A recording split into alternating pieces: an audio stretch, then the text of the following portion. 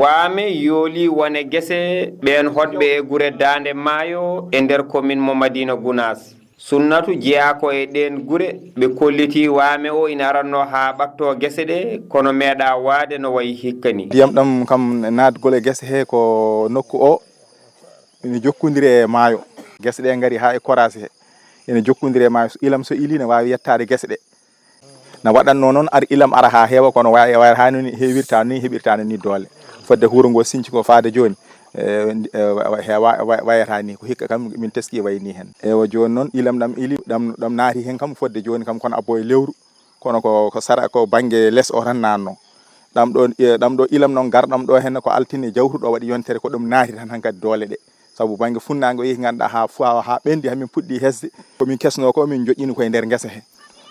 min janngoye mo noon min jii ɗam ɓeydo min ngari min gitti ɗum min mbaɗi dow caggal ɗum noon kono ɓeydo tan hano jiiɗiɗani jamma noon ari mataw nan tawi hankadi ɓeydima hono mawnomo ceerno Ahmadou o haali to wuuro to wonde ngesa ba woni koye yoolade so Allah waɗi ndiyam ɗam kono ɓeydo tan ndiyam ɗam kono ɓeydo tan ha ɗum jooni nirama hen ko heewi gila e maaro ha e guerte ha ɗum jooni fodde ko jiiɗon no dari ko ɗum woni ko heddi ko ɓuri ɗum ɗon nanani nder ndiyam he fodde ko etruji wadde fodde nayyi walla ko nandi hen fodde ko hesa hen ganduɗa wonani hectare ɗo kam fodde ko yooli ɗo henna ngesa mamma Abou Thiam mo keɗɗo to funnaange o ɗo Alaji Ablaye ɗo henna kadi ɗo fuɗɗima arde yoolade kono ko ɓuri yoolade to heetiri gesa amen ɗe minen kam yooli tan ha laaɓi ala ko heddi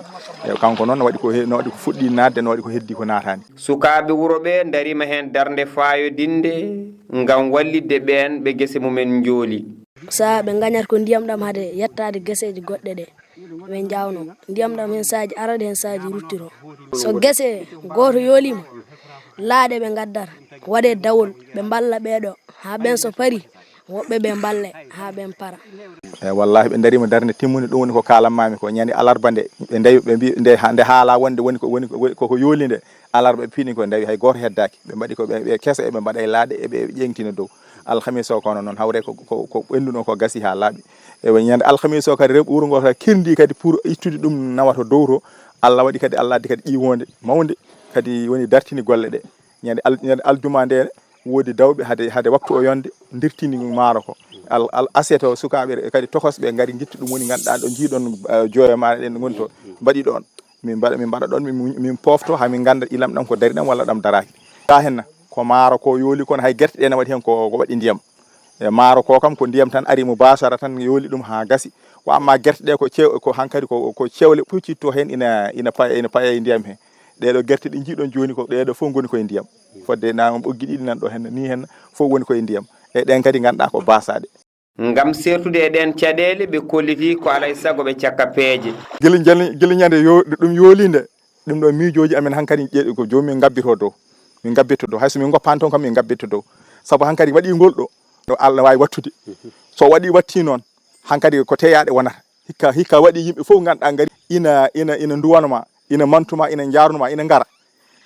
horo Allah mbatta ɗum gongol sa watti gongol tan wiyata wonde o ko teyɗo eyyi ɗum ɗo ko mbimami ko meeɗa wadde waɗi hikka kono so Allah jaaɓi emin jogui ganduɗa hono ɗuminde abbade dow emin ganda noon somin gabbima dow kadi no Allah waɗata ko emin jogui gon miijo kam yimɓe ɓe ina ngara ngam yiide ɗen gese jooliɗe e kala saaha e muñidde yoloraɓe kam o noddi kam hecciyanke o waɗi kam vocal tawi ko ɗannunoɗo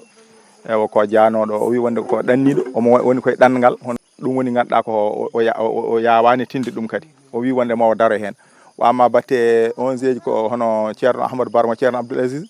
on kadi ganduɗa neliɗo hen liggotoɓe soda guiri ɓe ngari ɓe pilmi ɗum ɓe mbaɗi foof ɓe bindi guese ɗe ɓe bindi fodde ko yooli ko ɓe nawi eyi affaire seeɗa men noon ceerno Mouhamadoul Bachir mo ceerno men ari ɗo kañumne yeehi ha toon no jaaruɗon to ni ha yetti ndiyam ɗam yi ɗum arti ɗo hen min goni ɗo minen sukaɓe foof ganduɗa min julde makko ɗo tisbar nde fuɗɗi hodde ndiyam ɗam ina debbi e gese ɗe ha joni ɓen joomen gese en ina jiiro ngam heptude hen hunde aɓe ɗaɓɓi ballal e laamu ngu ha e yimɓe telɗuɓe kala